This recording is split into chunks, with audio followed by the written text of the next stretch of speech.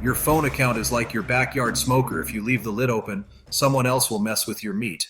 SIM swapping is the hacker's way of hijacking your number. Once they're in, they can reset passwords, intercept texts, and take over your accounts, all while you're none the wiser. This isn't just a tech issue, it's part of your digital exhaust. If your wireless account isn't locked down, you're leaving the grill wide open for anyone to walk in and start cooking with your identity.